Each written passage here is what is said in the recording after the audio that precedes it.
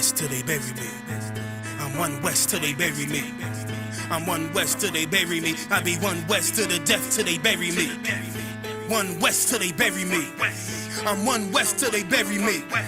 I'm one west till they bury me. I be one west to the death till they bury me. I be one west to the death till they bury me. They ain't scaring me. Rip the soul out of Pharisee. Speaking heresy, it get you fucked up apparently. It's like they daring me. I said chill, they ain't hearing me. They ain't listening. Every bar nitroglycerin. Hit your heart, bring it back to start, make you live again. Get them dividends or we start getting ignorant. I be on that soldier shit. I told you shit phenomenal. Nah, but he a domino. So what you suckers trying to do? Rhyming comical, guess it's funny until I'm bombing you. Bring apocalypse to them pussy niggas that's popping shit. Team of all-stars, I coach them up like I'm Popovich. Fuck the politics and the lobbyists and apologists. They vagina, so we gon' check them like gynecologists. It's kinda obvious how the situation is ominous. The way I vomit this and regurgitate for the audience. They start applauding this cause the competition is fraudulent. From the era where niggas smoke you up like a parliament. The flow been stupid, shit has gotten retarded since all the dominance of one west rising to prominence. Cause I be one west to the death till they bury me. I'm one west till they bury me. I be one west to the death till they bury me. I'm one west till they bury me. I be one west to the death till they bury me. I'm one west till they bury me. I be one west to the death till they bury me. I'm one west till they bury me. They want a nigga quiet, mute my maneuvers, but I ride like I got Groupons for Uber. Rhymes hard like they been viewed by Medusa. 9 milli Luger, 17 in the Ruger. Only need a few to sit up in your medulla. Obligata for the regatta, niggas wildin', they win every dollar. They riding by in black Impalas, let the semi holler. A showstopper, been this proper since the teeny bopper. But now I'm growing them off Patron, a premium of vodka. I put extensions on the Glock, modified the chopper. The swore heavy, war ready, and that's worth the mama. No marijuana, say I got the loudest silence on it. When I'm up on it, ain't no rapper do it like I do it. A lot of spitties and writers, but when they heat's on, none of them can get to the fire around with me. And I had them niggas spin like a tire, but down the D, and I'm still dope as a piper. Every bar burn hard like a spoon with a lighter. Fuel to igniter, I'm winning, coming through with the title because U.P. I be one west to the death till they bury me. I'm one west till they bury me. I be one west to the death till they bury me. I'm one west till they bury me. I be one west to the death till they bury me. I'm one west till they bury me. I be one west to the death till they bury me. I'm one west till they bury me.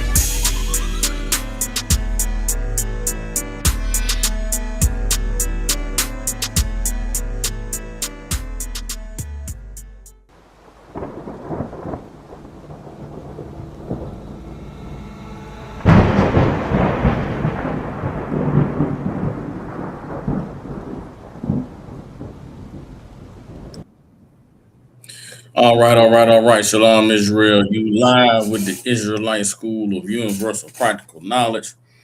Priest and Captain Saga. Well, hold up, y'all. Bear with me. Got this camera's on.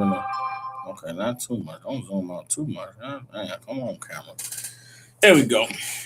Shalom, Israel. You live with the Israelite School of Universal Practical Knowledge. Priest and Captain Saga will holding down the class live from Memphis, Tennessee. Every Tuesday, Wednesday, and Thursday, we have classes here in Memphis from 6 to 8 p.m. Hold on. I don't like the camera angle. Bear with me, y'all. Y'all got the give Cap a second. Hold on.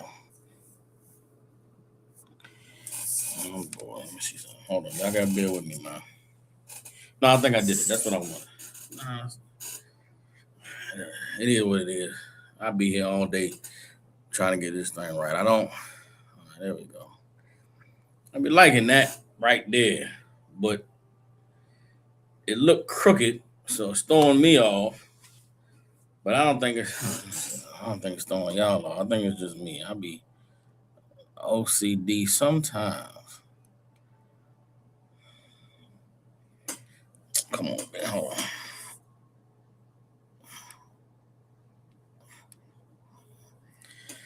There you go.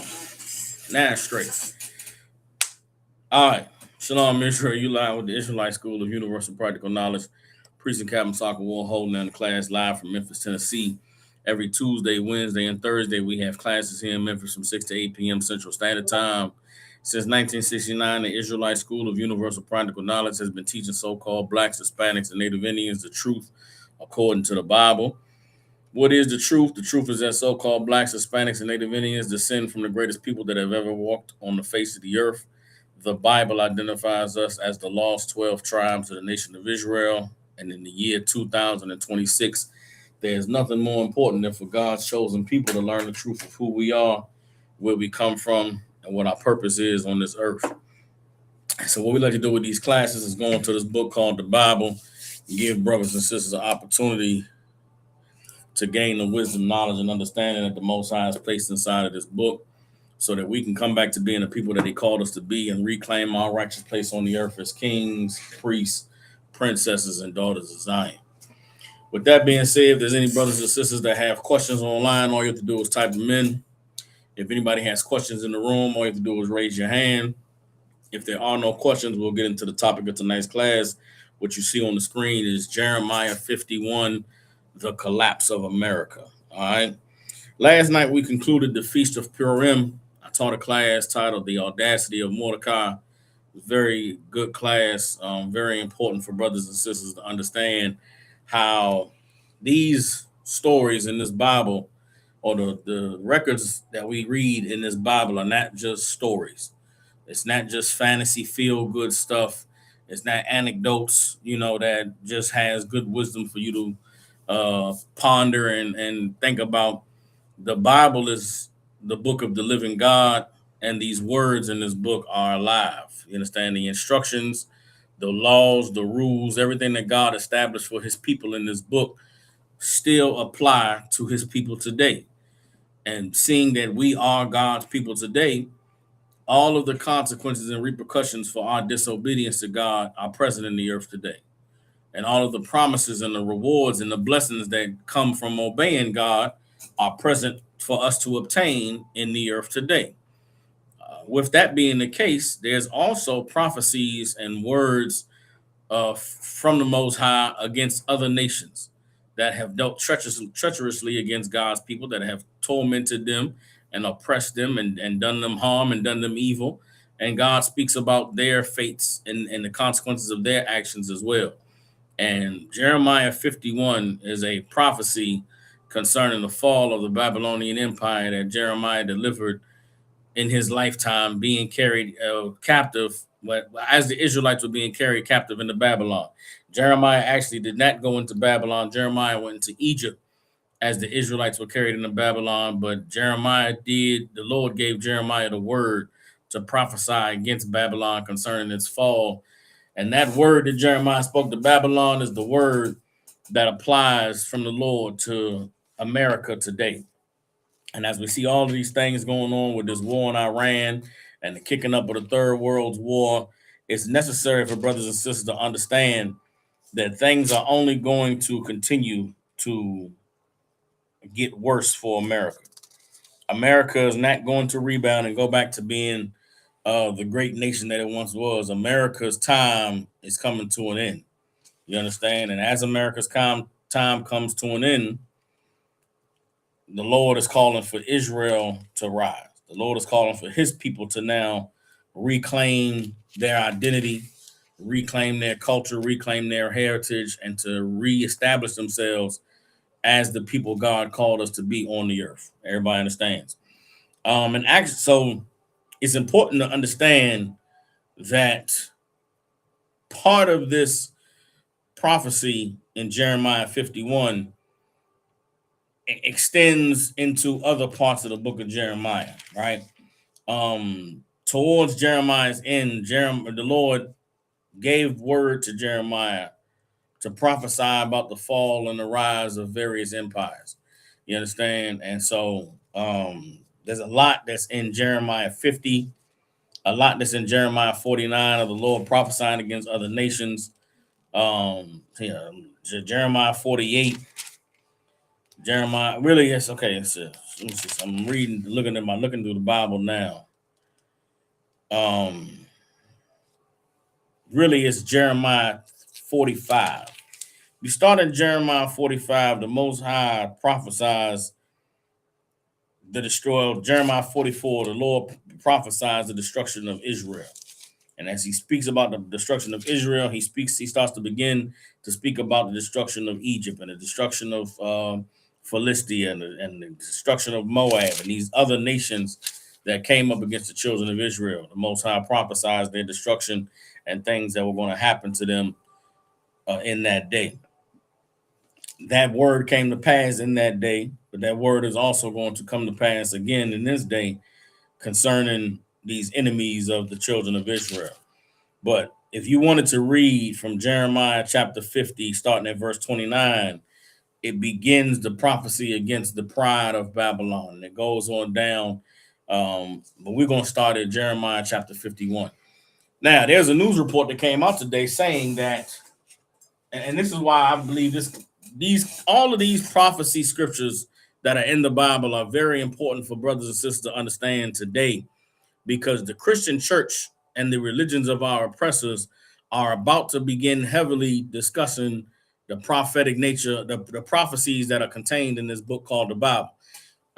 You're going to start seeing breakdowns about the land of Israel. You're going to start seeing breakdowns about the evil of Islam and the evil Arabs. You're going to start seeing a lot of rhetoric coming out of the churches and out of these so-called, these people that believe the Bible that you haven't really heard before. They don't know the Bible and they don't understand the nature of these prophecies, or if they do, there's a strong need for our oppressor to not identify himself as Babylon, to not identify himself as the villain in all of these prophecies. But the reality is they are the villain. The reality is the word that God is speaking against the evil empire and the sinful kingdom on the earth is the Lord speaking against America. He's speaking against our oppressor. Man, that's where we're going to start. Matter of fact, before we get Jeremiah 51, I'm going to start in Amos chapter 9, verse 8. But as I get Amos 9 and 8, let me pull this this article up. It says, hold on.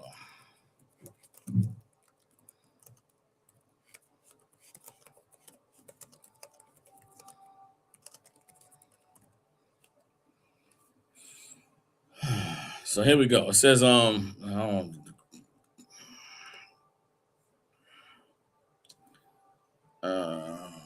March 4th, 2026. Hold on. You get a real, you know what? Let's go Al Jazeera. Let's get Al Jazeera. I like Al Jazeera because Al Jazeera is not U.S. state assigned news. So you might get a little bit of the news from Al Jazeera that you won't get from U.S. based, U.S. based run companies. You might get a little bit of truth from some of these other alternative news outlets, right? But let me go ahead and I'm gonna do this here. I'm gonna share the screen and see if we can get this on the screen. Okay, now let me get me back on the screen. Boom. All right, that's good. I can do that. Let's see something. We'll zoom in and go to the left. Let's see. How does that look? Okay, zoom in too much. Bear with me. Okay, let's see how that look.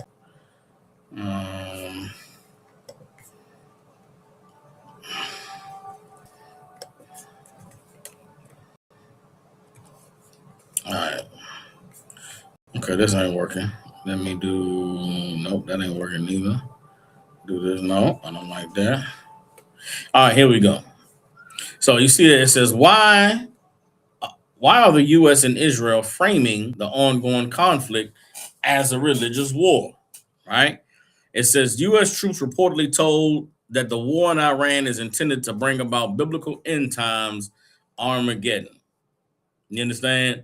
Now, if this is something that is being discussed openly in the military, then you can only imagine what they are saying in their churches, what they're saying, in their synagogues. You understand? To them, this is the war to end all wars. This is the coming of Armageddon in the Bible. And we all if you read the book of Revelations, Armageddon is what occurs before Christ returns.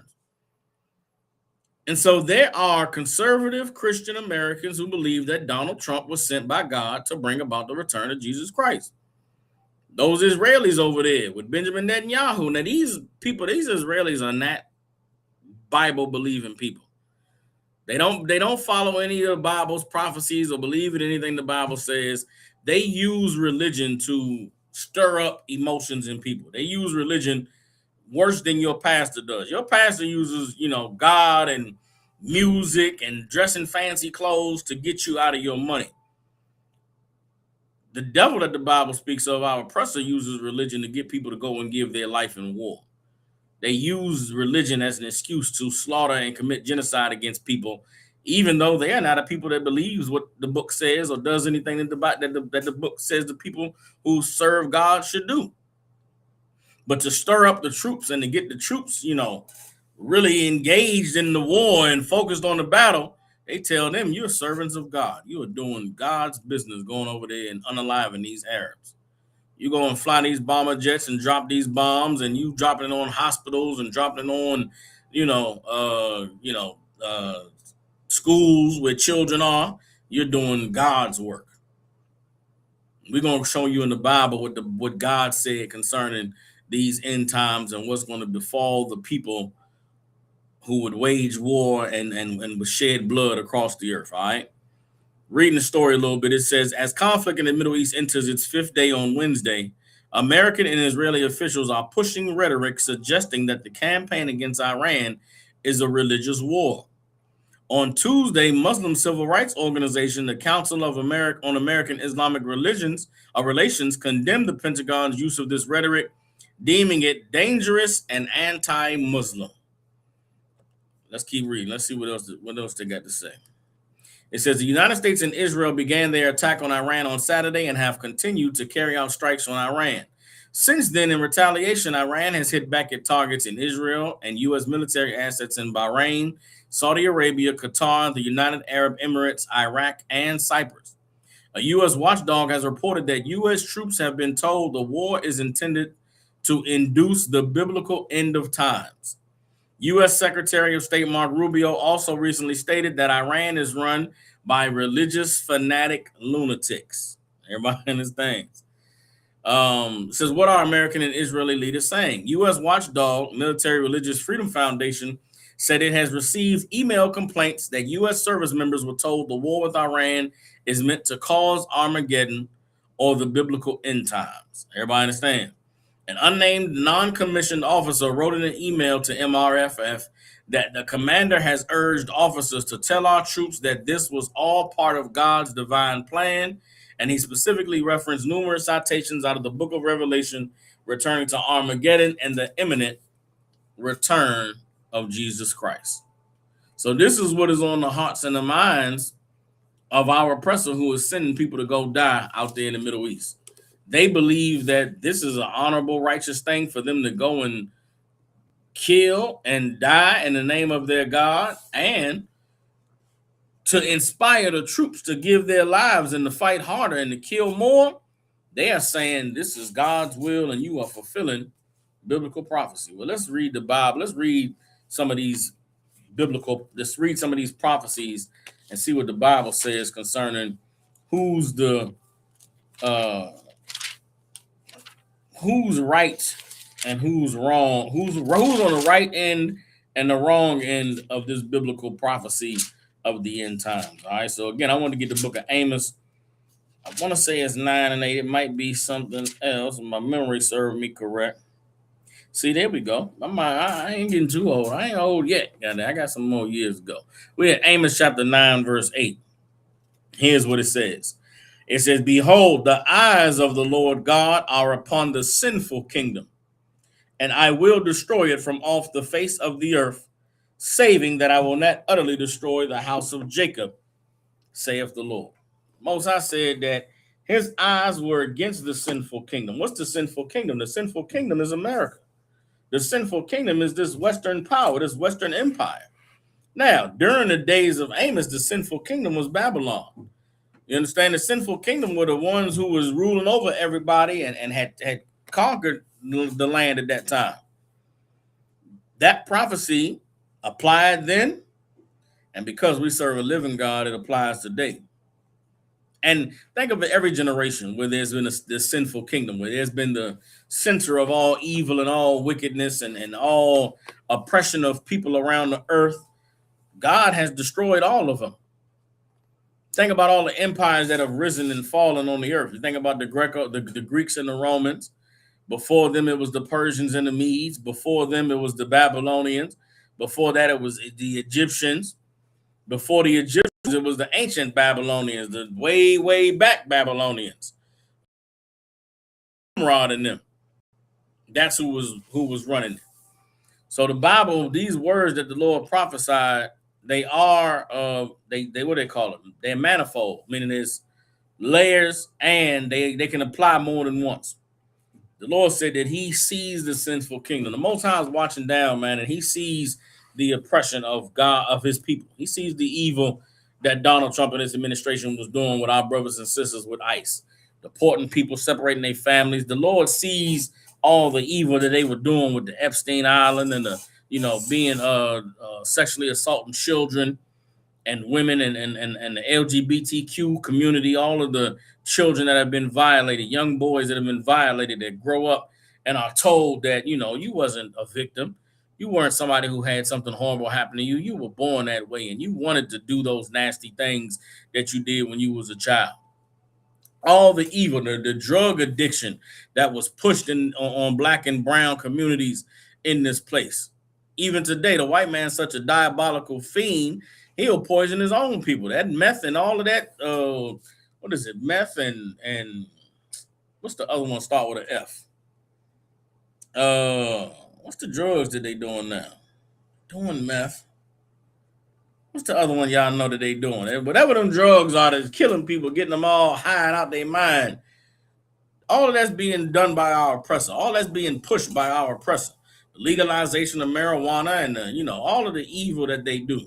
The pharmaceutical companies with all of their drugs, their LSD and their heroines and all those things.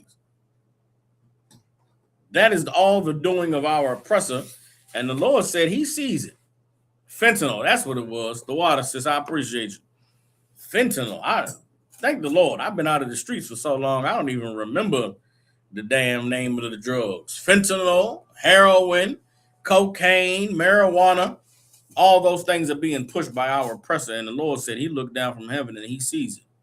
You understand? All of the poverty, all of the brother Kazak Ahmad did an excellent video where he showed images of cities in the Middle East before white people arrived and waged war, and then after white people came and got involved in their countries. He showed Syria, such a beautiful place, man. And he showed Syria after the Western powers got involved. He showed Libya, how it was such a wonderful after the Western powers got their hands on it. He went and showed what's that other country over there? He went and showed Iran. Hey, I've been since the war started with Iran.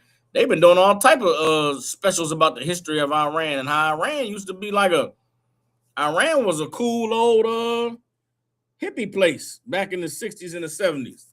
Them Iranians was hippies, man. They women had little short skirts, you know what I'm saying? The Iranian men had little Arab afros, and they was getting groovy and funky with it back in the 50s and the 60s. The white man said but then they had a leader rise to power that wanted to take all that oil and take all of those resources and benefit the people. And the white man said, nah, man, they put a military dictator in charge, the Shah, and completely tormented and did evil to those people over there in Iran. Completely transformed their civilization and their culture, put them under a religious, basically a religious lockdown, and changed their culture. And now the white man's going over there again because they're not getting their way, and they're afraid that the Iranians are afraid that this is a re-traumatization for a current generation. Then the brother Kazak Ahmad showed the black community how it looked before white people. You understand? When we were segregated, we had Black Wall Street in Tulsa, Oklahoma. You understand? And many other cities, man. Washington, D.C. used to be a beautiful city. And white people said, you know what, man, these niggas, Memphis, Tennessee was a beautiful city. Detroit, Michigan was a beautiful city. Chicago, beautiful city. Then white people saw that we were beginning to thrive. They saw that we were able to, really build a community, have nice neighborhoods and economically sound business practices and going to work and working hard. The white man said, we can't let these people rise up. We can't let these people be independent and separate from us. And they came and they bombed our neighborhoods, man. They dropped dope and crack cocaine and committed economic apartheid against us and destroyed our community. So the same game they running in the Middle East, before they did it to them, they did it to us here. And God said he sees the sinful kingdom and he's going to destroy it from off the face of the earth. There's one more verse in Amos. Let me go back. I left out the second part of that verse. Or the next verse. Amos chapter 9, verse 8. It says, behold, the eyes of the Lord God are upon the sinful kingdom and I will destroy it from off the face of the earth, saving that I will not utterly destroy the house of Jacob, saith the Lord. What's important is that the Lord said he's going to destroy this place, but he is not going to completely destroy the house of Jacob.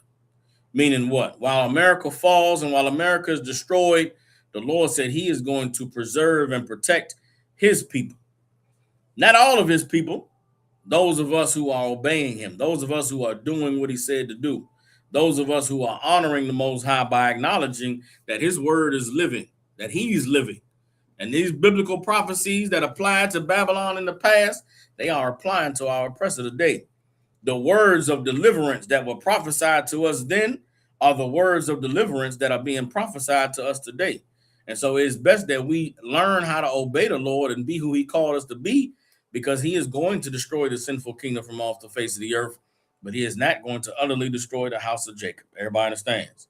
Let me keep reading this into Amos chapter 9. Amos 9:9. For lo, I will command, and I will sift the house of Israel among all nations, like as corn is sifted in a sieve.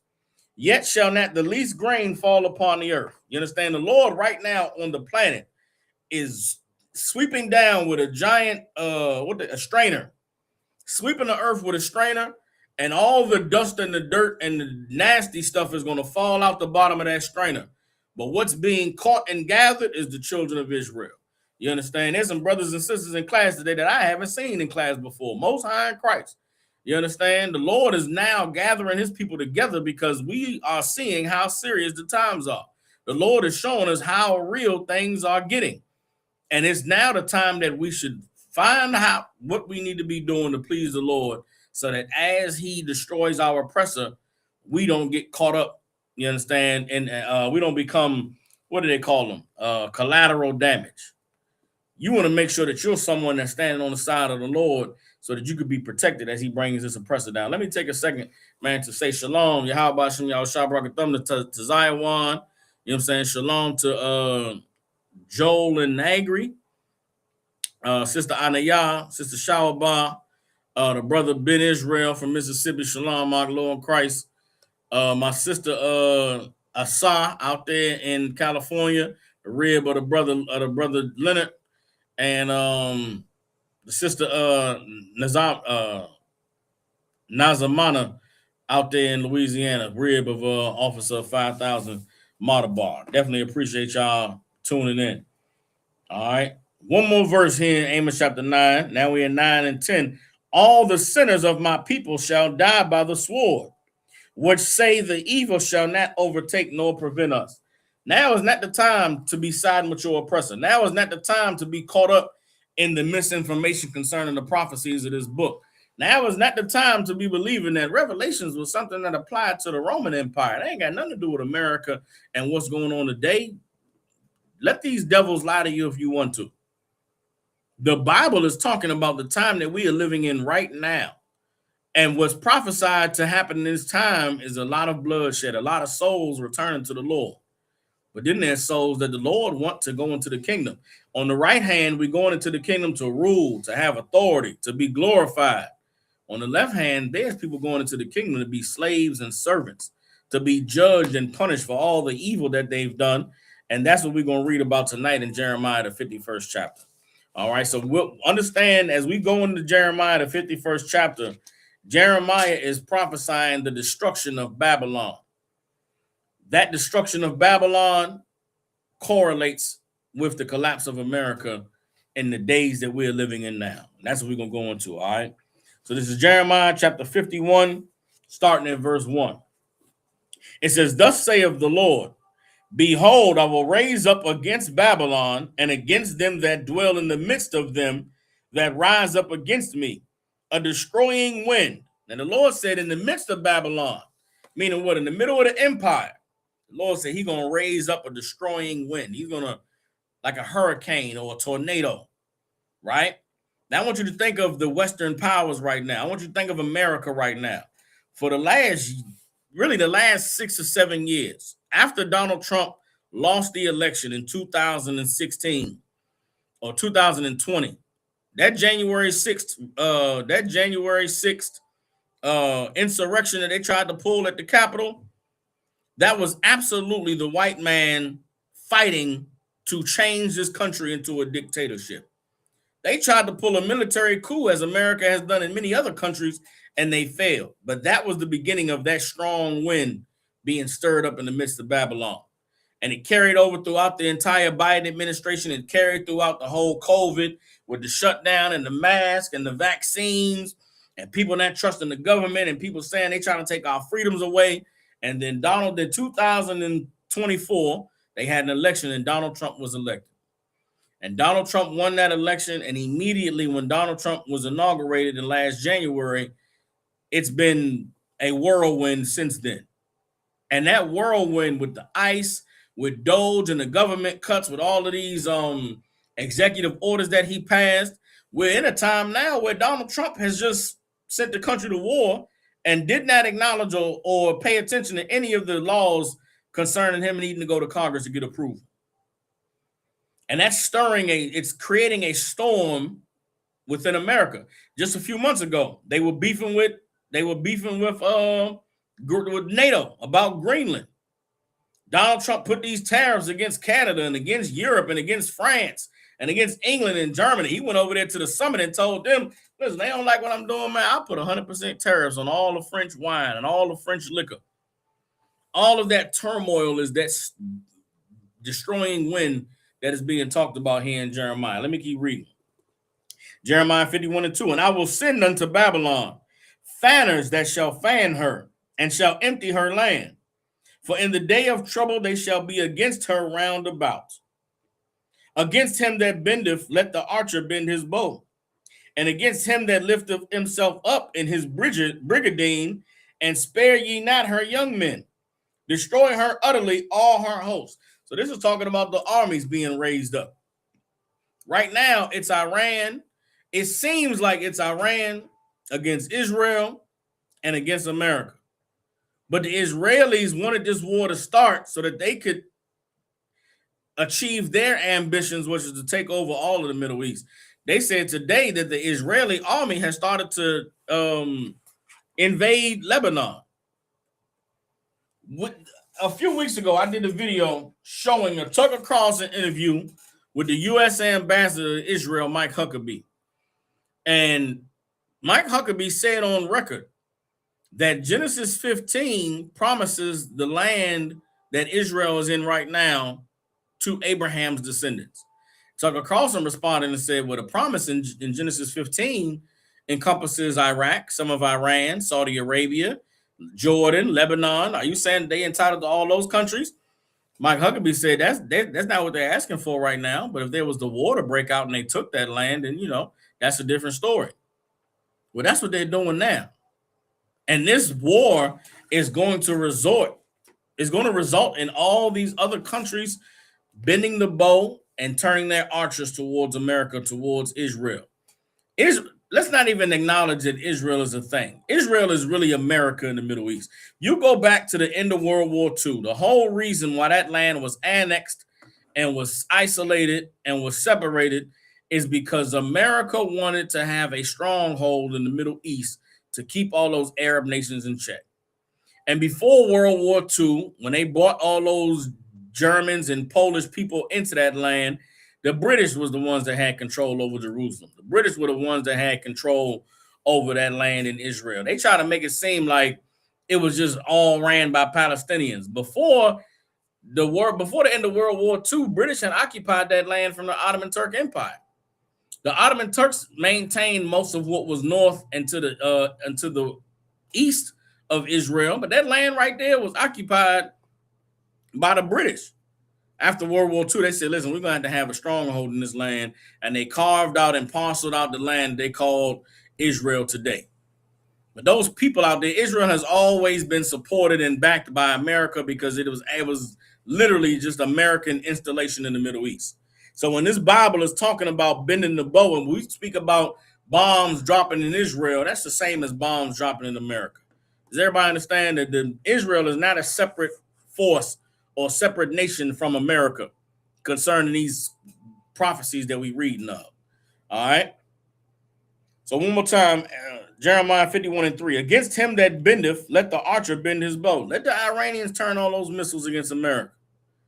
You understand? Let the Qataris and the United Arab Emirates and the Saudi Arabians and the Jordanians and the Lebanese and the Houthis, let all of them turn their weapons against America. Let all of them turn their weapons against one another. Reading on. And against him that lifteth himself up in his brigandine, and spare ye not her young men, destroy ye utterly all her hosts. Verse 4, thus the slain shall fall in the land of the Chaldeans, and they that are thrust through in her streets. For Israel has not been forsaken, nor Judah of his God, of the Lord of hosts. Though their land was filled with sin against the Holy One of Israel. Why is this war taking place? Because the Lord has not forgotten about Judah. The Lord has not forgotten about Israel. This war that's being waged in Iran right now with people dying in these countries in the Middle East, in the land of the Chaldeans, is because the Lord is trying to restore his people back to their rightful place on the planet. Keep reading. Jeremiah 51:6. Flee out of the midst of Babylon and deliver every man his soul. Be not cut off in her iniquity, for this is the time of the Lord's vengeance. He will render unto her a recompense. What does it mean to flee out of the midst of Babylon? Does this mean we got to leave America? Does it mean we got to go and find some desert place for us to dwell? No. This is not talking about a physical fleeing. It's not talking about a physical departure from America. This is talking about taking your spirit out of this place, your hopes and your dreams and your future endeavors and all of your long-term plans. Our plans right now should be doing what the Lord said to do and allowing him to lead and guide us. I'm not saying go empty your bank account. I'm not saying don't have any investments and don't have no money in a retirement. Just don't let that be what determines your promise for the future. Recognize that your future and your life is in the hands of the Lord. And you can either trust it in the hands of the Lord by obeying him, or you could try to take it into your own hands and disobey the Lord, but that is the guaranteed path to failure. That is the guaranteed path to sadness and destruction. Everybody understand what I'm saying? How do we know that this is talking about a spiritual fleeing and not physical? Because it says, flee out of the midst of Babylon and deliver every man his soul. How can you deliver your soul by physically going somewhere? If the soul is spiritual, you understand? You deliver your soul by not believing the lies of America. You deliver your soul by not believing the lies of Christianity. You deliver your soul by not joining yourself to Islam. You deliver your soul by obeying the Lord and doing what he said to do. Remember, Christ said, don't be afraid of them that can destroy the body, but fear him that can destroy the body and soul in hell. You understand? Hell is a condition that we all live in the earth. Hell is being separated from the Lord in the earth. Living a life void of the knowledge and the understanding of the Most High. Getting high, having sex with whores, lying and deceiving, being caught up in different religions. You understand? That's hell. And our lives, our soul gets destroyed in hell with the depression and the drug addiction and the alcoholism, the sexual assault, the abuse of the children, the neglect of our families, the dysfunction between the men and women in relationships. All of that is your soul being burned in hell. Everybody understands. Now, if hell is a condition on the earth, then what's heaven? Heaven is when you dwell in the knowledge of the Most High. Heaven is when you live righteously and honorably, and you don't have to lie, and you don't have to hide, and you don't have to be afraid of everything that happens. Why? Because you know that the Most High is with you. And if you know the Most High is with you, then you know that his word is true. No weapon formed against me shall prosper. You know that the Lord said he's going to destroy the sinful kingdom, but he will not utterly destroy the house of Jacob. That is what life is like when you serve the Most High and put your trust in him. Everybody understands. Finishing Jeremiah 9:9. Be not cut off in her iniquity. Don't be cut off in the sins of this place, in the evil of this place. For this is the time of the Lord's vengeance. That's what we're witnessing. I saw a video today. There was a U.S. Marine that went to protest in some Senate hearing. and they dragged this U.S. Marine out of the room that he was protesting in, and the police broke his arm in the door. Now, you think that other Marines and former service members that see that, you think they're going to be okay with that? You think nobody's going to have to answer for that? All of these actions are a part of this wind that the Lord said he was going to send to sweep through Babylon. Keep reading, verse 7. Babylon has been a golden cup in the Lord's hand that made all the earth drunken. The nations have drunken of her wine, therefore the nations are mad. What is God saying that he's done? The Lord said that Babylon has been a golden cup in his hand. What do you use a golden cup for? You use a golden cup, you pour a good drink into a golden cup. You pour something that's delicious into a golden cup. And then you drink out of it. The Lord said that Babylon has been a golden cup in his hand that made all the earth drunken. You understand? All the earth is drunk on what? If Babylon is a golden cup and everybody drank and got drunk off that cup, what is inside of the cup? Okay, they're getting drunk off liquor. It's a metaphor, right? But what is the liquor that has made the earth drunk? What is the thing that Babylon has let all the earth taste that has made the earth drunk? For time's sake, I'll give it to you. It's oppression. It's oppression. It's hypocrisy. It's their, the lie of democracy and freedom, when really every country on this planet is in a military dictatorship. There's people in every country on this planet that cannot do what they want to do, can't live life the way they want, because if they buck up against the system, they'll be put to a violent death. And that's in every country. There's not a country on the planet where you can buck up against the system and not be put to a violent death. What's happening in Iran right now is because Ayatollah Khomeini would not bow down and capitulate to what America and what Israel wanted. So he had to be put to death. Same thing happened to Muammar Gaddafi. Same thing happened to Saddam Hussein. Same thing happened to the leaders in our community. Martin Luther King and Malcolm X and Medgar Evers and so many names, Fred Hampton and all these brothers who lost their lives. Why? Because they bucked up against the system. You understand? The thing that America and the Western powers has made everyone to taste is oppression. They made everyone taste hypocrisy. They made everyone taste of lies and propaganda and seeing horrors right in your face, but then they tell you, nah, that's not what you saw. You saw Rodney King get beat. Police came and said, nah, them officers didn't do anything wrong. That man was speeding doing 100 down the highway. What they got to do with him getting beat? We all saw Eric Garner get choked to death, saying, I can't breathe, I can't breathe. They said the officers were just trying to subdue him, man. They didn't do nothing wrong. They got off scot-free. We watched Michael Brown get shot in the back of the head with his hands up on his knees, saying, don't shoot. And they said, well, those officers feared for their life. We watched, what's my man? George Floyd get choked out, knee to his neck, lose his life on camera. They said, yeah, those officers, they just was, they were doing their job. He was irate and out of control. That's what the earth has tasted. That's happened in other countries and other places in the world. And now everyone is mad. Everyone is full of fury and anger. And there's injustice that has not been handled, that the earth can't handle it anymore. Now everybody is ready to revolt. Everybody is ready to, throw down. And it's the spirit of the Lord that's doing it. You understand? This is Jeremiah 51:8. Babylon is suddenly fallen and destroyed. Howl for her.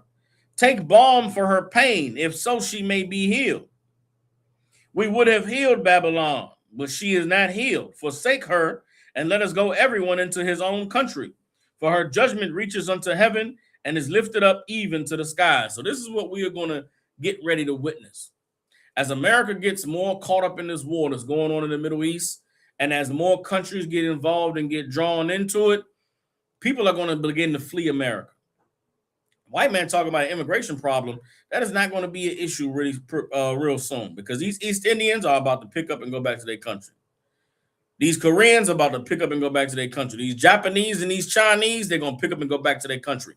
Why are they going to leave America? Because America's dollar is about to collapse. America is about to witness a financial catastrophe, the likes that has not been seen since money has existed in the earth. You understand? The collapse that is coming to America is one that is going to be economic. We already seen the legislative collapse. The courts have collapsed in this country. The separation of powers, the judicial, the electoral, the executive, and the legislative branch, that shit does not exist anymore. It is completely destroyed. After this the end of this Donald Trump presidency, whenever it ends, however it ends, America is not going to recover. And in that instability, these other nations are going to say, this is no longer the land of milk and honey. This is no longer the place where you can live and be at peace and have everything you want, and everything is, flows with milk and honey. They're going to say, man, we better off going back home around our own people where we could be protected. At least we around our own people. And there's not going to be nothing that could be done to heal this place. There's not going to be nothing that could be done to restore it back to its former glory. Everybody understands? Jeremiah chapter 51, verse 10, the Lord has brought forth our righteousness. Come and let us declare in Zion the work of the Lord our God. That's for us. While this is happening, we're going to be declaring the glory of the Most High. We're going to be declaring in Zion the work of the Most High. We're going to build this government up. This army of the Lord is going to get stronger. We're going to start to reach into communities and reach in the pockets in this country that everyone has forgotten. You understand? I live in Memphis, Tennessee, man. There's some places that's about 2 hours from here that nobody has touched in the last 100 years. You understand? There's places in Mississippi, there's places in Arkansas, there's places in Tennessee where nobody has even bothered to come and check on these people in the last 75 years, where the truth is going to be there. And we're going to be strong, and we're going to get rooted in those places, and we're going to build them back up, teaching them the truth and showing them the way that the Lord said we're supposed to go. You understand? Reinstituting the righteousness of the Lord. And these places that have been forgotten are going to be many pockets of the kingdom of heaven while America falls, while America is destroyed, while everybody is broke and don't have no money, and 401ks are being drained, and the stock market is not working. We're going to declare the work of the Lord in Zion. Everybody understands? Verse 11. This is Jeremiah 51 and 11. Make bright the arrows, gather the shields. The Lord has raised up the spirit of the kings of the Medes, for his devices against Babylon to destroy it, because it is the vengeance of the Lord, the vengeance of his temple. Now, who's the king of the Medes? Where's the location of the ancient Mede Empire? It's Iran. It's right there. The Lord is going to raise up the king of the Medes. They killed Ayatollah Khomeini. Guess what? There's other kings over there in that land. There's other princes that are going to rise to power, that are going to be heralded by their people as the savior and deliverer of the righteous of their people, because they're going to fight against America and be victorious. You understand? Jeremiah 51 and 12. Set up the standard upon the walls of Babylon. Make the watch strong. Set up the watchmen. Prepare the ambushes. For the Lord has both devised and done that which he spake against the inhabitants of Babylon. You think that you've seen terrorism. You have not seen terrorism in this country yet. There's already talks about sleeper cells and about clandestine activities. You're about to see raids on police departments, bombings at local banks and hospitals. You're going to see, food shelters being robbed and stolen from. You're about to see all types of evil being done in this land. And it's not going to come to the righteous children of the Lord. It's going to come to the oppressor, because this is God's doing. Everybody understands? Verse 13, O thou that dwellest upon many waters, abundant in treasures, thine end is come, and the measure of thy covetousness. Verse 14, the Lord of hosts has sworn by himself, saying, surely I will fill thee with men, as with caterpillars, and they shall lift up a shout against thee.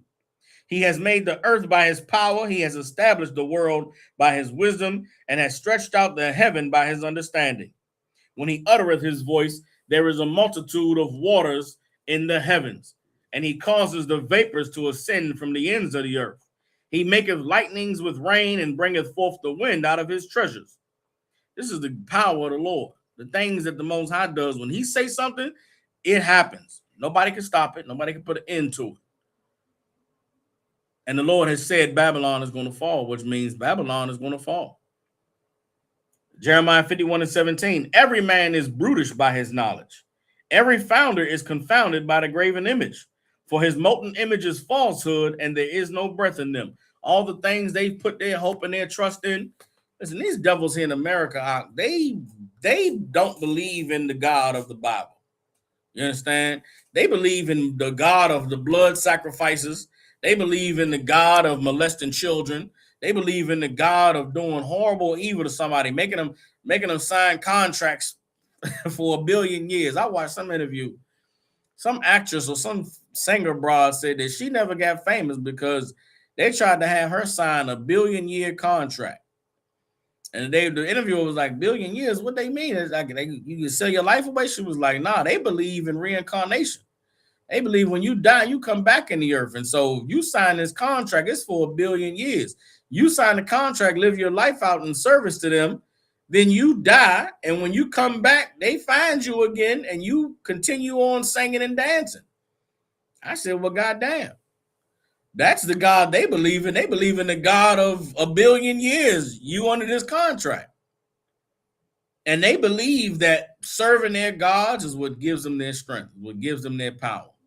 But what happens when their gods no longer answer? What happens when the blood sacrifices and the sucking of the baby penises and the molesting of the young children doesn't help you stay in power? It doesn't help prop up your stock market anymore. It doesn't keep you among the rich and the powerful. We're about to find out. We're going to see it coming to pass. The Arabs over there, they believe in their Allah. Oh, they love that Allah. They circle that rock. They bow that head to Mecca. Allah is not going to deliver them out. Allah is not going to stop the bombs from dropping. Allah is not going to stop, the terror and the horror that they're about to face. All of these people who believe in these graven images and have these goofy philosophies about life and power and rulership, guess what? The 48 laws of power is not going to protect anybody in this time that we living in. Sun Tzu and the art of war is not going to help anybody stay safe in this time. Whatever your thing is that you believe in, that you cling to, it is not going to stop you from dying the horrible death in this place. The only thing that's going to save anybody is the invisible God, the living God, the God of Israel, Yahweh. You understand? Allah Hayanaw. That's the Most High, our power in Hebrew. He's the only one that's going to save or deliver anybody. Everybody understands. Let's keep reading. This is Jeremiah chapter 51. We at verse 18. They are vanity, the work of errors. In the time of their visitation, they shall perish. That's talking about all the gods of these heathens and these other nations. They are vanity, works of error. Christianity is a work of error. Believing that Jesus Christ is God is a work of error. Believing that Muhammad is a prophet of God and that God is the same God of Moses and Jesus and the other prophets is a work of error. You understand? Thinking that God's name is Yahweh is a work of error. There's a bunch of names out there. I be on the internet, I look at some of these names and I'm like, Lord, I think the Most High let me just find the truth. You understand? Now, there's nothing wrong if you still studying, you still learning. There's progressions. You understand? Before I knew the truth, I saw that Yisrael with the Y in the front, Y-I, Israel. And I was like, I wonder why they do that. Then I went and studied, found out that the letter I that we have today used to be Y in ancient times. You know what I'm saying? And Israel, I get it. That's just the Y with the. All right. So I see some of that stuff and I'm like, okay, they searching, man. They still, they still on their journey. And the truth is, all of us we in this thing together because we family, we God's chosen people, but we all have an individual journey to find the Lord. You understand? My individual journey started when I was about 17, 18 years ago. It took me about 3 years of searching before I found the truth. And when I found the truth, I found the truth about being an Israelite about a year before I found the ISUPK. And I found out about the curses in Deuteronomy 28, and it changed my life. But the Lord saw fit for me to find the UPK. There's other brothers that's been in Israelite groups, other brothers that was, the Yahushua and all them different things. When you find your way into the truth, man, you get the clarity that you need. I'm saying that to say, if you put the Y in front of Israel, no sweat. You're going to come on in here, you're going to learn the ancient Hebrew, and you'll find out the name is Yasher Allah. There's people out there that don't believe the Bible. They say Israel is Isis, Ra, and El. That's where you get Israel from. I look at them and say, really, that's what your studies is, that you've landed there at Israel. What if I told you the ancient Hebrew didn't have the letter E in it? You understand? And it's Yasher Allah. Then they'd be like, you see the wheels in their brain, you know what I'm saying, stop working. And you tell them, man, just keep studying. Like, don't even sweat it. You know what I'm saying? Hell, I've been in the truth for 15, 16 years. There's still more that I know. And the mark of an honorable, righteous man is the acknowledgement that I don't know everything. I do know what I need to know to be who the Lord called me to be now, but there's still much more that has yet to be revealed. Does everybody understand? It doesn't matter where you are. You have to continue on your path. You have to continue on your journey to serve the Lord and to be who the Lord called you to be. Does everybody understand? All right. Keep reading. This is Jeremiah chapter 51, verse 19. The portion of Jacob is not like them, for he is the former of all things, and Israel is the rod of his inheritance. The Lord of hosts is his name. What does it mean when the Bible says that the portion of Jacob is not like them, for he is the former of all things? What does it mean that Jacob is the former of all things? What it means is we were here before all these other things. You understand? Meaning what? Our belief and our culture and our religion, it predates everybody else's. This culture that God gave us, these laws that we following, this is what was given to Adam and given to Adam before the Lord put him in the garden. You go all the way back to Genesis, the 2nd chapter, and you read about the formation of Adam. The Bible in Genesis 1 describes the creation of mankind, the human race. They are made on the 6th day while God is still working. On the 7th day, the Lord finds Adam among the other people living on the earth, and that's the dust that Adam is formed from. When the Bible in Genesis 2 says that God formed man from the dust of the earth, that's not saying Adam was created. Adam was a man living on the earth void of the knowledge and understanding of God. He was living with all the other people that was created from that first day. Who knows what generation Adam was in? But on that first day, on that 6th day in Genesis 1, mankind was created, and God said, be fruitful and multiply. Then the Lord looked down and said, I need somebody to put this place in order, and he found Adam. When the Lord spoke to Adam, Adam listened, and he breathed the breath of life into Adam, and man became a living soul. What was breathed into Adam? The Lord gave Adam his laws, his knowledge, his understanding. You understand? You can show that in Ezekiel, the 37th chapter. What happened to Adam in the book of Genesis is what happened to the valley of dry bones, where Ezekiel prophesies and speaks the word of God, and a wind comes into the dry bones, comes into the dead bodies that's laying there, and they stand up on their feet in exceeding great army. That's what's happening today. This truth, this word of the Lord is going out. The Lord is allowing breath to be breathed into these dead bodies. You understand? Meaning we physically alive, but we're dead in the spirit. But when this word of the Lord gets into you, when you start to understand that we the children of God, when you start to learn the laws about not eating pork and not eating shrimp and not smoking weed and not, being a homosexual and finding out how to be born again and putting your trauma and your evils of the past behind you, you become like that army in the valley of dry bones in Ezekiel, the 37th chapter. And all it takes is the word of the Lord being taught, being spoken for you to begin to wake up. Well, the Lord woke Adam up. And when the Lord woke Adam up, he gave him his laws, gave him his culture, told him, man, do this, do that, don't do this, don't go over there, don't eat this, don't eat that. You understand? You take a horse is to be used to pull this damn thing to make a hole in the ground so you can go plant the plants. Plant pumpkins over here, plant corn over here. Don't mix the soil. That's the wisdom and the knowledge that God gave to Adam. The same laws that were later written down by Moses was delivered to Adam before he was put in the garden. You understand? And the trees in the garden was other nations that were in the garden, other people with their cultures and their way of life. And God said, you can go and be among all the trees in the garden. Just don't go to that one in the midst. If you eat the fruit from that tree, you're going to surely die. And Eve didn't obey, didn't listen. She went and learned from the serpent. She went and dabbled in their culture, went and dabbled in the things that they had going on. And the Lord came and it took Adam and Eve away from righteousness.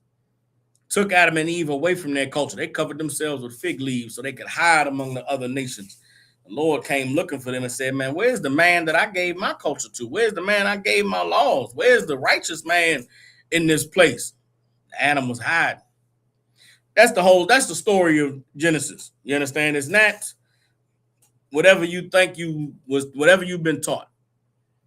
What made Adam who he was God gave him his laws. God gave him his knowledge and wisdom, and that made Adam rise above the other people who he lived with. You understand? And it enabled Adam to be able to put the garden in order. Also, when you read in the book of Genesis, the garden is not the whole earth. There's the earth, and then there was a choice land that God wanted for Adam to be the ruler over. That's the land he put him in the garden. But that wasn't the whole planet. Everybody understands. Cut that. Let's get back to where we are. That's what I meant when that's what Jeremiah 51:19 means when it says that Jacob is the former of all things. The culture that God gave to us is the culture from the beginning. It's the way that we were intended to all live. This obeying the Lord and keeping his laws, one day the entire earth is going to be under this system. One day the entire earth is going to obey what we obey. The entire earth is going to eat what we eat. The entire earth is going to honor what we honor. You understand? They're going to partake in all of the laws that God gave to Jacob because it is the honorable, righteous law that should govern all of man's existence on this earth. Everybody understands? Keep reading. This is Jeremiah 51:20. It says, thou art my battle axe and weapons of war. For thee will I break in pieces the nations, and with thee I will destroy kingdoms. And with thee I will break in pieces the horse and his rider. And with thee I will break in pieces the chariot and his rider. With thee also I will break in pieces man and woman. And with thee I will break in pieces old and young. And with thee I will break in pieces the young man and the maid. I will also break in pieces with thee the shepherd and his flock. And with thee I will break in pieces the husbandman and his yoke of oxen. And with thee I will break in pieces captains and rulers. And I will render unto Babylon and to all the inhabitants of Chaldea all their evil that they have done in Zion in your sight, saith the Lord. Behold, I am against thee, O destroying mountain, saith the Lord, which destroyest all the earth. And I will stretch out mine hand upon thee and roll thee down from the rocks and will make thee a burnt mountain. What is God? He's talking about the government of Babylon. The mountains are synonymous with governments, high places, high seats of power and authority. The Lord just said that Jacob in Israel was his battle axe and his rod, and he's going to use us to break all these things in pieces and destroy all these people. That time is going to come when our king returns. Right now is a time for fishing, but there's going to come a time for hunting, and the Lord is going to call for many hunters. Right now, he's called us to fish. He's called us to do what I'm doing right now, to teach, to break these scriptures down, to wake you up, to get you to realize that there's a way you're supposed to be living, that there's a standard that you're supposed to uphold and that you got to reach to, and you're not going to be able to do it if you're not obeying the Lord and doing what he said to do. The time right now is us being prepared to be the battle axe for the Lord. You understand? To be the rod that he uses to break in pieces all the other things that make these other nations great, all their power and their strongholds. Right now, the Lord is breaking them down with just these words, but there's going to come a time where he's going to break them down by sending out his soldiers to wage war. Everybody understands? But this verse 29, 23, 25 is talking about the governments of our oppressors, namely the United States government. I'm going to read it one more time. Jeremiah 51:25. Behold, I am against thee, O destroying mountain, saith the Lord, which destroyest all the earth. And I will stretch out mine hand upon thee and roll thee down from the rocks, and I will make thee a burnt mountain. And they shall not take of thee a stone for the corner, nor a stone for foundations, but thou shalt be desolate forever, saith the Lord. Everybody understands that. They're not going to take a piece. Nobody going to preserve any of the foundation of this government or of this empire or of this evil that has been done on the earth. God is going to wipe it out. He's going to erase it. Everybody understands. This is Jeremiah 51:27. Set ye up a standard in the land. Blow the trumpet among the nations. Prepare the nations against her. Call together against her the kingdoms of Ararat, Mini, and Ashkenaz. Appoint a captain against her. Cause the horses to come up as the rough caterpillars. The Lord saying, get all the armies ready. Get all of the empires and all the kingdoms. Tell them to get ready for battle. Verse 28, prepare against her the nations with the kings of the Medes. Again, the Medes are the Iranians. Get them other nations to prepare with the king of the Medes, the captains thereof, and all the rulers thereof, and all the land of his dominion. And the land shall tremble in sorrow, for every purpose of the Lord shall be performed against Babylon, to make the land of Babylon a desolation without an inhabitant. The mighty men of Babylon have forborne to fight. They have remained in their holds. Their might has failed. They became as women. They have burned her dwelling places. Her bars are broken. Listen, you wonder why they got to tell the military that this is a holy fight of God and Donald Trump is an instrument of Jesus Christ's return. Because if not, them soldiers is not going to fight. Come on, man, with all of the knowledge of the conspiracies and the evil that's been done in this country, you think these young white boys want to go die for this country?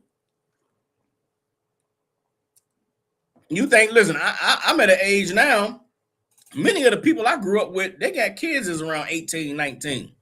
There was some brothers and sisters, there was some white boys I knew had kids when they was in high school. You think they're going to send their kids to go die for this government? You think a cat that's, 42, 45, lived through, he lived through 9/11. He lived through all the conspiracy talk. He lived through the first Gulf War. They lived through the war in Iran and the weapons of mass destruction. You think them cats finna send their kids to go die for America? Hell no. Nah. I'm gonna be honest with you. I think the only people going to signing up for the military right now is poor black people. I got a call from my mother the other day that one of my uncle's kids went and signed up for the military. And it's a damn shame. It's sad. Because this same uncle, he left the family. We born and raised in D.C. I come from a family of hardcore niggas, man. Shout out to Captain Yagalwap. I grew up in a family with all boxers. All my uncles, 4 of them, was fighters. And they whooped niggas' ass. You did not want to mess with them Thompson brothers. And I grew up they nephew. So in my mind, you don't want to mess with me, nigga. I'm a Thompson too, goddamn. And I grew up around some hardcore niggas out there. They had respect everywhere they went. Never had no problems or issues. My uncle called himself, he wanted to change I guess he wanted to end the generational curses.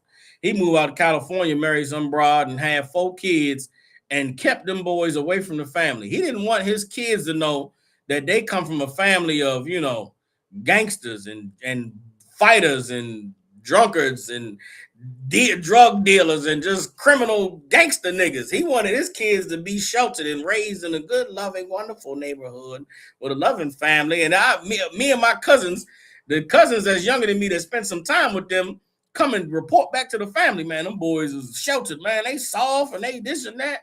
Man, it's scary though, man, because they men now. My uncle got 4 kids. I think the youngest is 17. All 3 of his older sons, he got one that's 21, 22, one that's 20, one that's 19, 18, just graduated high school. You understand? And he got a younger son that's getting ready to graduate. And he tried to shelter them kids. And we told him, man, one day the anger of being who we are is in them. That manliness to want to fight and want to start some shit and want to prove yourself, it's in your sons. You can't hide from them who we are. You trying to hide it, it's going to blow up in your face. And sure enough, one of his sons went and signed up for the military months ago. Didn't tell his mother and daddy till a day or 2 before he had to go. He came and said, yeah, man, I signed up for the army, man. 2 days later, they shipped his ass out. He down there in Georgia somewhere getting ready to prepare to go fight in the white man's war in the Middle East. Lord be with him. I blame his father because he tried to shelter that boy. That man was born to be a soldier. He was born to be hardcore, and his daddy should have allowed him to be who God called him to be. But instead, he tried to shelter him and tried to hide that anger, hide that masculinity, hide that zeal. And now he gonna go give it to the white man. It's a damn shame. You understand? That's not the only one. I've seen other people, kids, going around to the military, and I'm like, y'all, man, listen, this is not the time for your kids to be going in the military. But when you poor and you ain't got nothing, hey, you got to get away somehow. Might as well go and get that government money. But damn that. Salaki, I ran off on a tangent a little bit. You understand? The point is, these devils do not want to go and fight in this war. You understand? I wouldn't be surprised if America tried to institute a draft in a few years if this war continued, because these American homebred white boys is not finna go just die for Donald Trump and them to be able to go and molest children or for them to get more oil money. You understand? And that's what's being described here in Jeremiah chapter 51, verse 30. I'm going to read it one more time. It says, the mighty men of Babylon have forborne to fight. They don't want to fight. They have remained in their holes. They hide. Their might has failed. They became as women. They tuck their tails, man. They scared. They don't want to go die. They don't want to go fight.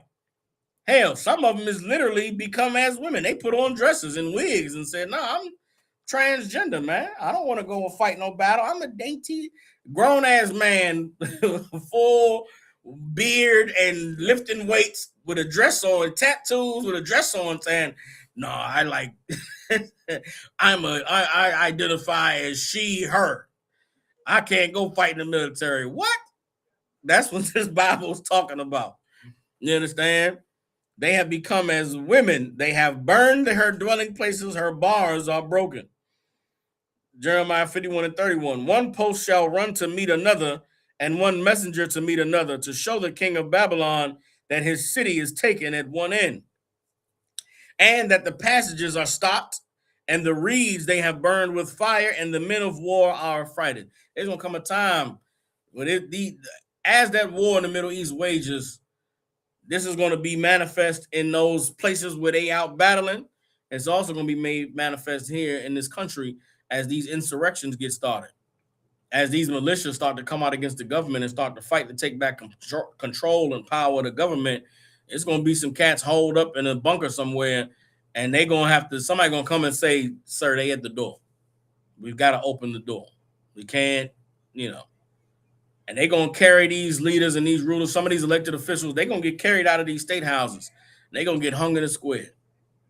These people they're going to go and storm the governor's mansion. They're going to pull the governor out with his wife and his family and unalive them on the front lawn because of the evil that's being done in these states with the withholding of health care and other things that we're going to see transpire in this place. You understand? Jeremiah 51 and 33. For thus saith the Lord of hosts, the God of Israel, the daughter of Babylon is like a threshing floor. It is time to thresh her. Yet a little while, and the time of her harvest shall come. The daughter of Babylon is America. We're in the daughter of Babylon. You understand? Verse 34. Nebuchadnezzar, the king of Babylon, has devoured me. He has crushed me. He has made me an empty vessel. He has swallowed me up like a dragon. He has filled his belly with my delicates. He has cast me out. The violence done to me and to my flesh be upon Babylon, shall the inhabitant of Zion say. And my blood upon the inhabitants of Chaldea, shall Jerusalem say. What is that? This us talking about the evil the American government has done to us. The atrocities and the crimes that have been committed against God's chosen people, so-called blacks, Latinos, and Native American Indians in the history of this nation. We have been destroyed. They have gobbled us up. We have been as a delicate to them, something that they could just eat off of and make billions of dollars because we bounce a basketball, because we run a football, because we sing, because we dance, because we rap and make music and make culture. They've devoured us and swallowed us up. And we're going to declare it to the world like we're doing now. Verse 36, therefore, thus saith the Lord, behold, I will plead thy cause and take vengeance for thee, and I will dry up her sea and make her springs dry. And Babylon shall become heaps, a dwelling place for dragons, an astonishment and a hissing without an inhabitant. They shall roar together like lions. They shall yell as lions' whelps. In their heat I will make their feasts, and I will make them drunken, that they may rejoice in sleep, a perpetual sleep, and not wake, saith the Lord. You understand? The Lord is talking about a complete and total destruction of America. A complete and total wiping out of this whole American experiment, this dream, this lie of democracy, this lie of freedom. You understand? The oppression of capitalism. This is a complete, total, systematic collapse that the Bible is describing. Democracy is never going to be a thing thought of again in the earth after the fall of America. The capitalist system that America and Israel has built itself off of is collapsing in on itself. Go and study some of the reasons why they went into Iran. Iran is one of the major key holders of the BRICS nations being able to establish a brand new monetary payment system. They want to switch over to a payment system where every country has its own currency and can buy oil and can trade in its own currency. They don't want to use the US dollar no more.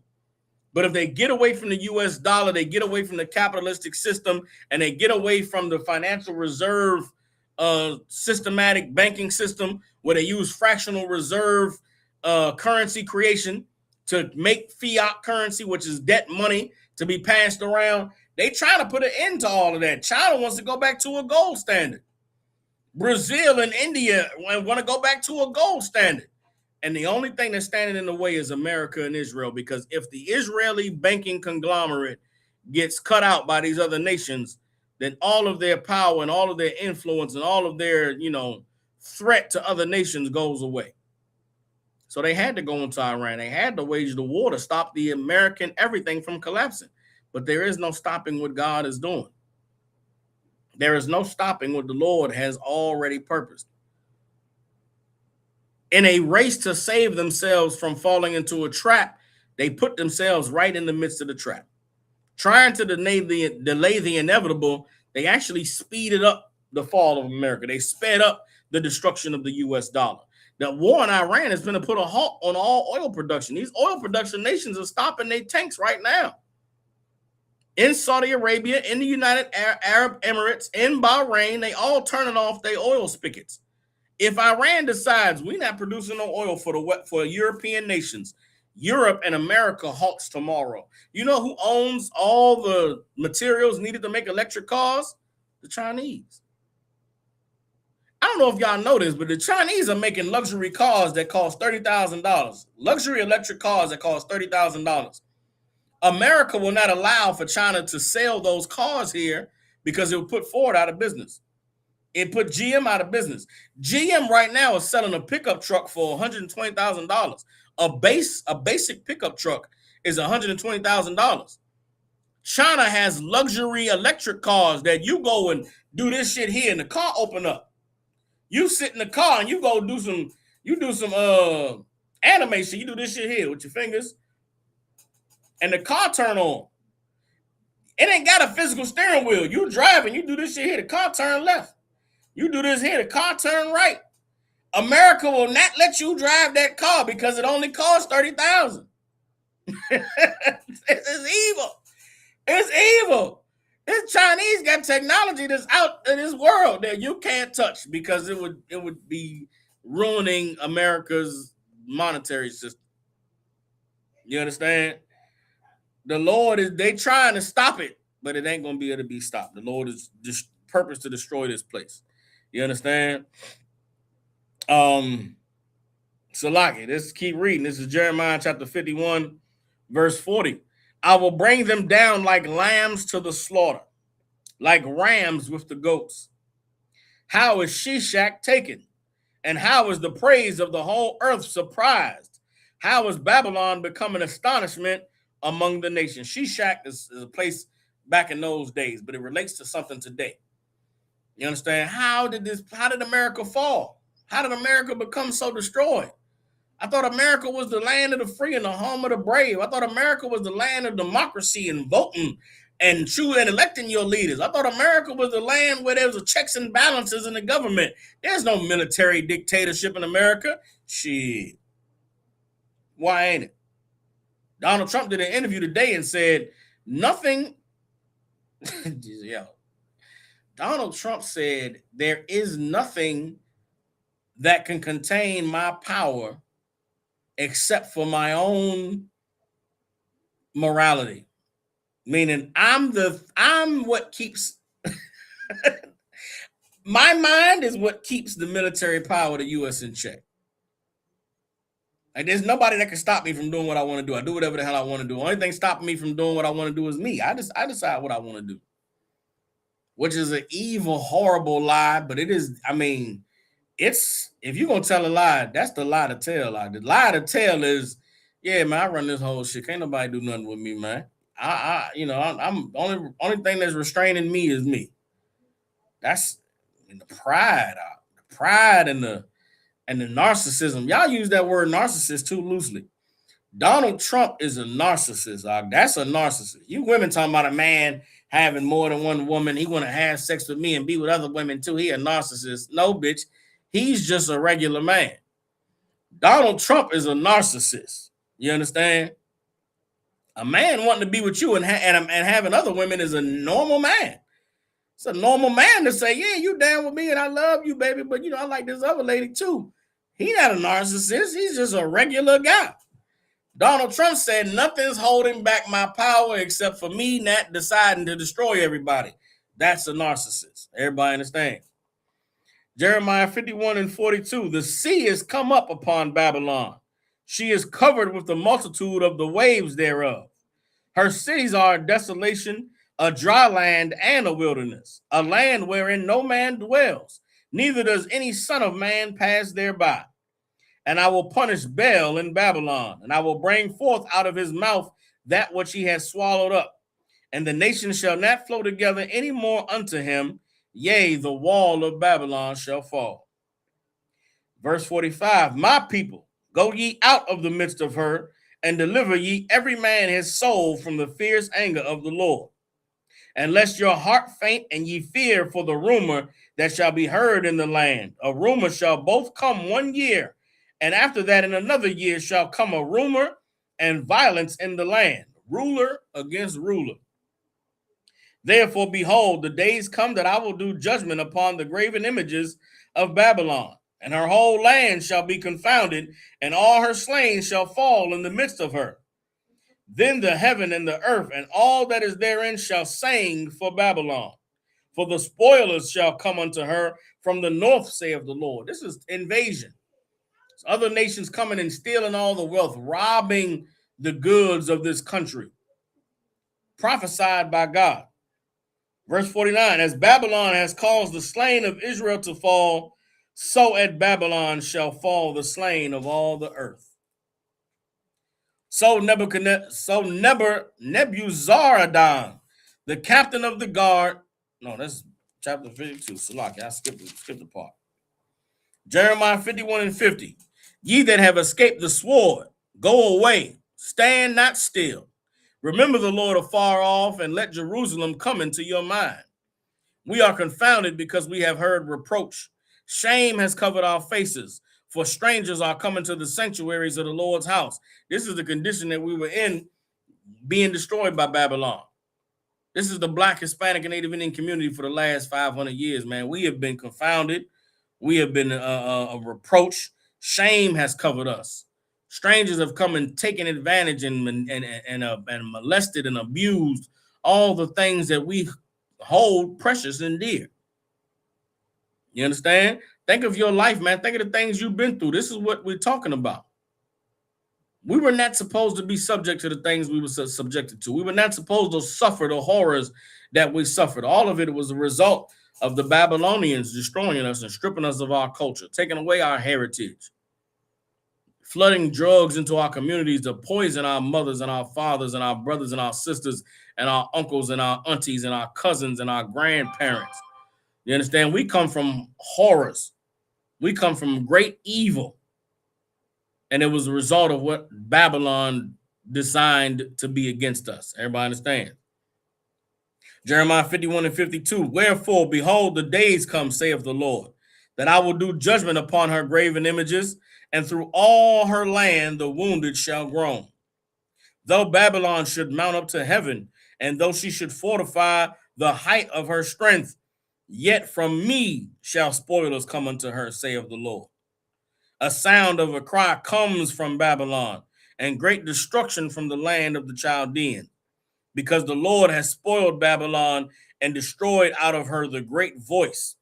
When her waves do roar like waters, a noise of their voice is uttered, because the spoiler is come upon her, even upon Babylon, and her mighty men are taken.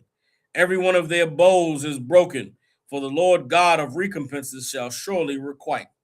And I will make drunk her princes and her wise men, her captains and her rulers and her mighty men, and they shall sleep a perpetual sleep and not wake up, saith the King, whose name is the Lord of hosts. Thus saith the Lord of hosts, the broad walls of Babylon shall be utterly broken, and her high gates shall be burned with fire, and the people shall labor in vain, and the folk in fire, and they shall be weary. They're going to try to stop this fire, man. They're going to try to put out these skirmishes. They're going to try to send out the National Guard. They're going to try to, they're going to try to do everything they can to maintain this place. What you're going to see is you're going to see the fall of the federal government. Then the state governments are going to try to assert themselves. America going to fracture from being under a federal rulership, and you're going to see these states try to go back to enacting their own policies and send out their own militias, and it's still not going to work. Then as the society break down and you get smaller pockets of people doing this thing and doing that thing, they going to fight with each other and destroy each other and kill each other. Nothing is going to stop the destruction that God is bringing on this place. Meanwhile, none of the divisions and the smaller fractions is going to be for the benefit of our people. We're going to be the ones that got to take care of ourselves. We're going to be the ones, we're going to have to protect ourselves. We're going to have to determine what's right and what's acceptable for ourselves. Everybody understands? And we're going to do that in the midst of them being burned and being destroyed. Jeremiah 51 and 59. The word was Jeremiah, the prophet, commanded Sariah, the son of Neriah, the son of Maaseiah, when he went with Zedekiah, the king of Judah, into Babylon in the 4th year of his reign. And this Sariah was a quiet prince. So Jeremiah wrote in the book all the evil that should come upon Babylon, even all these words that are written against Babylon. And Jeremiah said to Sariah, when thou comest to Babylon and shalt see and shall read all these words, then shalt thou say, O Lord, thou hast spoken against this place to cut it off, that none shall remain in it, neither man nor beast, but that it shall be desolate forever. And it shall be when thou hast made an end of reading this book, that thou shalt bind a stone to it and cast it into the midst of the Euphrates. And thou shalt say, thus shall Babylon sink, and shall not rise from the evil that I will bring upon her, and they shall be weary. Thus far are the words of Jeremiah. You understand? These are the words that the Lord gave to Jeremiah to deliver to Babylon. And Jeremiah entrusted those lords to Sariah to deliver to the king of Babylon when the time came, to read in the midst of Babylon, and then to take it and bind that book up and put a rock on it and throw it into the ocean. This is camp we reading about. You see how we go out there on the street, we stand on a pulpit of wood and we slam the Quran on the ground and we stomp on white Jesus. We get that from the Bible, man. Jeremiah told the young man, when the time comes, you're going to go in the midst of Babylon. You're going to read these words. You're going to take that book and put a rock on it. You're going to throw it into the water. And you're going to say, you see that? That's Babylon. And all the people that was there, I imagine it was an amazing speaking that the brother gave that day, because to hear this being spoken on the streets and to know that that's a prophet of God. For a long time, man, we've been on the streets teaching. They thought we was crazy. We've been on the streets teaching. They thought we was, lunatics and out of our mind. Now they beginning to understand that these are the men of God. These are the prophets of God. I'm on the internet. White people are starting to realize that we know what we're talking about. They starting to realize that we are telling the truth. They're starting to acknowledge that what we're saying about this Bible cannot be refuted. And as we continue to speak and as we continue to go out there on the street, they are ready to acknowledge it. The fight that's happening right now is among the conservative, not the conservative. Right now, the fight that's taking place in America among Bible believers is, we know that Israel in the Bible is not the land, but a people. And Christians are also arguing about if Israel is a people and not the land, then what people is it? We know it's not the people over there in the Middle East right now. If it's not them, then who is it? And there's no one else on the planet Earth that fits the prophecies concerning Israel in this Bible, except for blacks, Hispanics, and Native Indians. But Christians are not ready to acknowledge it yet. They refuse to acknowledge it. So the battle is going to be, these prophecies aren't talking about America. America's not Babylon. America's not Egypt. America's not Rome in the book of Revelation. They're going to try to find different ways to explain these scriptures. When they can't do that, they're going to try to get rid of the Bible. They're going to say, you can't teach that on the street. That's all your First Amendment rights is going to go out the window. And that's when the truth is going to go underground. We ain't going to be on the street teaching no more. We might not be on the internet teaching no more. But those who know going to know. And the network that we established, the underground railroad of the truth, is going to be an amazing thing for brothers and sisters that are in the know. You understand? But they are coming to grips with the reality that them niggas that was on the corner all these years calling the white man the devil and saying that Jesus was black and saying that the Israelites and the Jews were black, they weren't crazy the whole time. They were actually men of God. They were actually prophets resurrected in the earth. They were actually the spirit of Ezekiel, the spirit of Jeremiah, the spirit of Daniel, the spirit of Solomon, the spirit of Nehemiah and Amos and all Zechariah in the earth again, delivering the word, speaking the truth, warning the people. The Lord is allowing us to wake up first, though. He's giving brothers and sisters a chance now to come into the truth, to learn, and to become who the Lord called us to be, because the time is very short, brothers and sisters. We ain't got long before we begin to see, you understand, the spoilers being unleashed on this place. It's starting right there in the land of Babylon. It's starting right now with the king of the Medes. Hell, the Iranians have already said that they have sleeper cells, that they have, groups of thousands of people ready to commit major atrocities and crimes in this country. And who's going to say that they're bluffing? Who's going to say that they're wrong? You think Cash Patel and the FBI is going to be able to stop insurgents in this country? And look at the foolishness that's taken place in the last 16 months with the government. These people are ill prepared to deal with any real substantial problems or issues in this country. The federal government is absolutely weakened and absolutely was gutted by Doge when Donald Trump took office. They don't have the officials in place, nor do they have the proper means to be able to, get people to places if there was an emergency to take place. America is right for what the Bible just lined up is going to happen. America is right for all of the whirling wind, the destroying wind, to sweep through this place and cause havoc and wreak hell. We've been saying, man, for years. I came in the truth, man. I remember a little bit after Barack Obama got elected, and we was teaching black people not to vote. Oh, man, they thought we was crazy, man. It's tapes 2010. General Hyman battling the nigga, but in 2008, General Hyman battling about voting for Obama. You better not go vote for Obama. Man, those niggas in the streets mad. We was crazy. You niggas is y'all don't know what y'all talking about. Go get a job. Here we are, man, all them years later, man, nearly 20 years later. And I know them people got to remember and say, damn, man, them cats was right. Imagine you voted. You voted and you won, and then this is what happened. Damn. The Lord is calling us to take our spirit out of this place, to deliver our soul. And the only way we're going to do that, man, is to give our lives to the Most High, to be the children that He called us to be, keep these law, statutes, and commandments, understand this righteousness, and put your brick in building this nation, man. Come and climb in this mountain of Zion. You understand? The government of Israel exists here in the Israelite School of Universal Practical Knowledge. All of the structure, the hierarchy, you understand, the authority, the rank, the order, all of it exists here. This is where the Lord started it, man. You can go and study all of them Israelite groups. Anybody that's teaching about 12 tribes, being the so-called blacks, Hispanics, and Native Indians here in America. They learned it from 1 West 125th Street in Harlem, New York.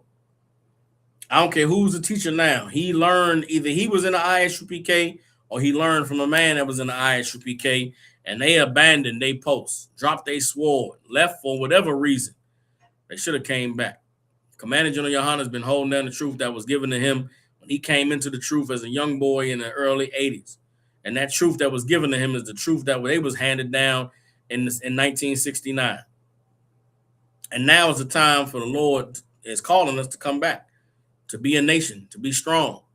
All of that, I don't want to join a camp, and I serve the Lord in my own. That's not in the Bible. You understand? The Lord didn't call us to be individuals serving him. He called us to be a nation. And a nation has to be unified. A nation has to be together. A nation has to stand strong together. You think that you knowing the Bible and you knowing the natty pork and shrimp is going to protect your children from being molested by the people next door, you are insane and out of your mind. Why would you isolate yourself from your nation? Why would you not be counted among the civilians of the nation? Let's say you don't want to be an officer. Let's say you don't want to teach class. You ain't got to go to camp in here. You can come in here, wear all black, and just be a trooper. You could be brother so-and-so. You ain't got to get a Hebrew name. Sisters, you ain't got to come in here and get a Hebrew name and marry one of these men in here. You could just come in here and be sister so-and-so, and you can help and braid hair and, cook and clean and whatever services you may be able to provide. You can sew fringes on some of these garments. You understand? Help some of these. So you come babysit some of these kids. You don't have to be a sister in here and marry a man and, live the hard life that those of us who really serving the Lord is doing. Not everybody's called to be a soldier. It's okay to be a civilian in the work of the Lord. It's okay to be a part of this nation and not be a man that's called to go put his life on the line out there on the streets teaching. But you have to be a part of this nation. And if you're not a part of this nation, then you're not a part of it.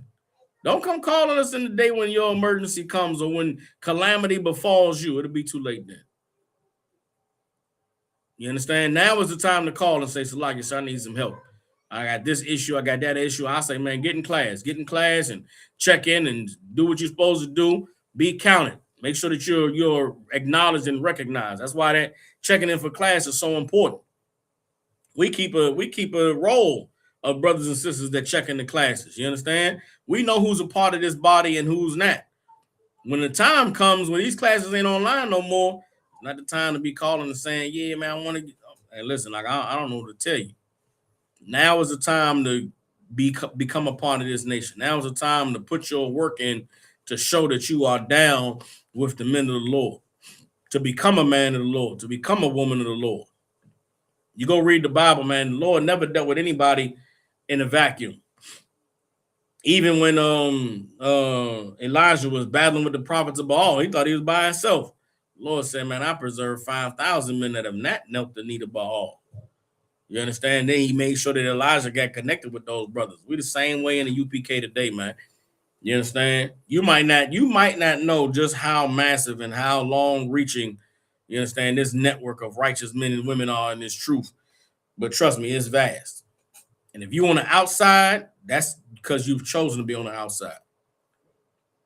Now is not the time to be on the outside. Now is the time to come in and become who the Lord called you to be and be a part of the building of this nation so that as our oppressor continues to fall, we can all together begin to rise and reclaim our righteous place on the earth as kings, princes, princesses, priests, and daughters of Zion.